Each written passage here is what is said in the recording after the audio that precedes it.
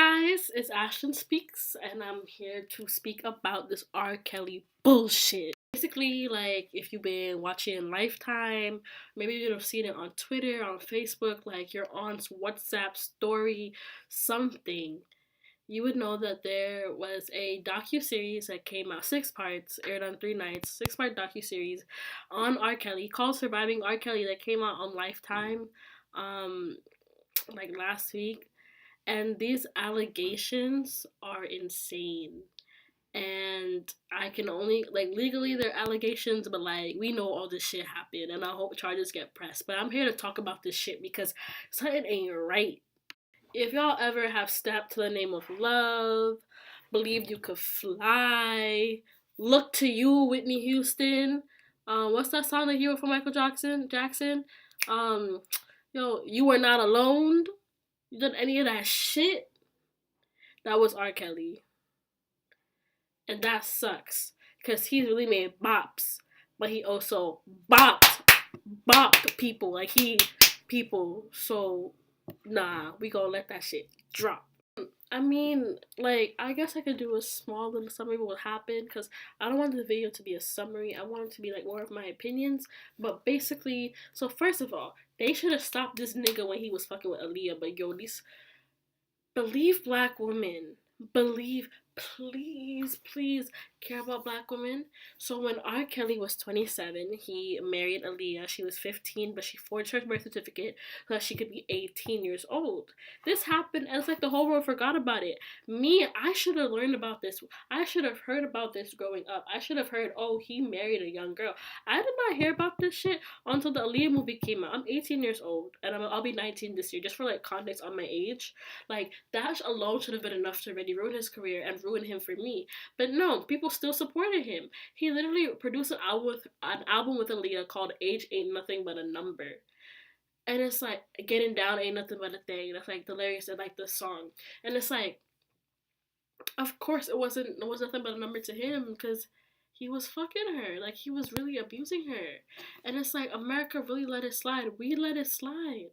Apparently, like, around that time, he was hanging out around high schools, picking up young girls who wanted to sing. R. Kelly can't read well, he can't write well, but for some reason he's gifted like this amazing voice. When he was in school, he wrote a lot of sexual songs, and his teacher could tell that something was a bit off with him. R. Kelly was being sexually abused at home, like 7 to like 12, 13-ish age. So you can see how he slowly became a predator himself, and it's not an excuse at all. He's canceled. But like, this nigga really had it hard in a sense. And in the beginning, he had it hard until he started to actually fuck with other people who were underage. So he had this idea, like, luring young black girls who want to become singers to him, because now they'll let him abuse them. They'll do sexual things with him because they want a chance of fame, and he's their ticket out. And the thing with black girlhood is that, like, not all black people are poor. Not all black people are like living in like violent neighborhoods, but an overwhelming and unfortunately an overwhelming amount of black people do live in those situations. So when you are a black girl, you're facing racism, you're facing sexism, and how it combines, and you just want to get out of poverty, you might just take this golden ticket, even though it's secretly poison. Starts like a whole cult of like sex slaves. Like, he'll like have the girls there, and then he'll he'll sexually abuse them, but he also physically abuse them. So now that's like inducing fear, and now they're at risk for like, losing their career and everything. And he'll make them have sex with each other, have sex with him, and he'd film all of it. And that's when that 14-year that case where he peed in the girl's mouth in like a tape or whatever, that's where that came from, because one of his sex slaves stole a tape from him, and somehow it just ended up getting leaked. All this stuff is going on. He's holding people hostage. Just please watch Surviving R. Kelly. If you look at some articles, I can put some below in the bottom that will help better describe this and give you more details and like slower and more explanations. But let me just get to my opinion, because sometimes some people have been saying some shit that has just been getting me tight, bro. Tight. First the motherfucking all, people are like, oh, if you cancel every person that has done something bad, we would have no music to listen to. Do you know how many talented artists there are out there who cannot get the playtime they need because these rapists and these abusers and all these people are up on the platform? All they would do, they will go away, and then the rest of these people will rise up, and that's all. That's it's like that's just not a good claim to make. Like that's just annoying because y'all niggas. Let me not. Y'all people, right? When Frank Ocean came out as gay, y'all couldn't listen to him no more because you couldn't separate the fact that he was gay from his music. But now R. Kelly want to be a rapist and owner of an entire sex cult, and you want to tell me to separate that from his music? Step to the left, step to the right, turn around and say hell fucking no to you. Like, no. In the black community, everyone keeps saying, not everyone, but like a overwhelming amount of people are like, oh, like they're just trying to take down another black man. No, that black man took himself down. It is our job as a black community to protect innocent black men, innocent black people. But if these black men are out here doing stupid shit, we have to check them because guess what? They're still men and they still have privilege and they still are oppressors. So the whiteness comes and oppresses us. If you're a woman, the maleness comes in, does the same shit. So it's like we have to be able to recognize intersectionality and privilege. Like I am a cisgender person. So no matter if I'm low income, I'm like immigrant, like I'm black, I'm a woman, my some of the ways that I carry out my life without even realizing oppresses transgender people. You know, cisgender people oppress transgender people. You see how marginalized I am, but I still have oppressing factors. I'm able bodied, and I still can cause oppression to disabled people. It's not like, oh, if you black, all of a sudden you can't do shit to anybody. Identity is complex. And if you're a black man, you're still a man, and you can still be sexist and abusive, and women can be abusive too. But in this case, it's R. Kelly, and we should not be having it. Does the black community really care about? If I'm okay, so we already know America don't care about black people. The world don't care about black people. So now the black community does not care about black women. We're out here getting raped, kidnapped, and you want to tell me that me telling like a black woman saying their story is putting down the black man as if he wasn't just putting me down, knocking me down, slapping me down, hitting me down? I can't talk. All of a sudden, you want me to cheer and rah rah protest against the whiteys, but when it's time for y'all to own up to your actions, oh, you want me to sit down and be quiet because it's gonna hurt you? Are you dead ass? Don't make the New York come out. Are you dead ass though? Cause that shit don't make no type of sense. It's unfair. But unfortunately, that is how oppression works. And it happens all the time. Bringing up some singer, some white guy, I don't know his name, my fault. But if you look it up, like married 13-year-old cousin, like that guy, people bringing him up saying, oh, no one said anything about him because he was white. But now all of a sudden people want to say something about R. Kelly. Listen here. No one said nothing to him because he was a white male. You're right, he has privilege. R. Kelly a man, yo. Look what's happening. Y'all don't even want us to talk about him. So it's the same thing going on, but the blackness is kind of might highlight it a little bit more, but it's still the same problem.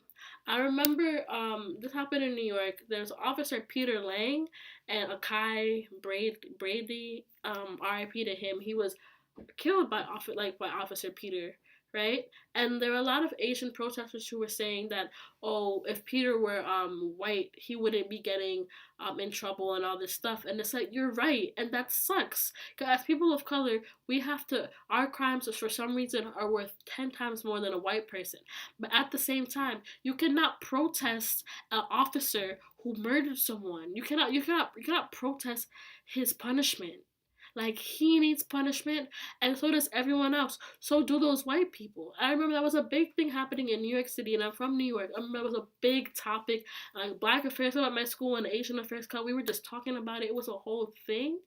But just because you're oppressed does not excuse you from oppressing other people. And we have to understand this. We need to understand. People really just don't care. And that sucks. This whole series aired online, and some people really just do not care. And you know what? There are people who are always gonna not care. But it's like, what does that say about society? What does that say about society's opinion on black women. All these artists are coming out and apologizing for working with R. Kelly because like these accusations have been going out and out over and over again, and no one wanted to believe these women. And now when it's put on, like when it becomes a big thing on TV, you want to apologize. It took putting all the horrific stories together in one series for some of these artists to apologize and care and actually care. Chance the Rapper apologized for working with R. Kelly, and even he acknowledged that he probably, unfortunately, didn't see R. Kelly as a bad person because in his mind, subconsciously, he like didn't believe black women. And this is a black man saying that, and that's what I was saying to like earlier, and like one of my earlier points. It's like black men, you can be oppressors too, and stop being blind to how you hurt your black woman.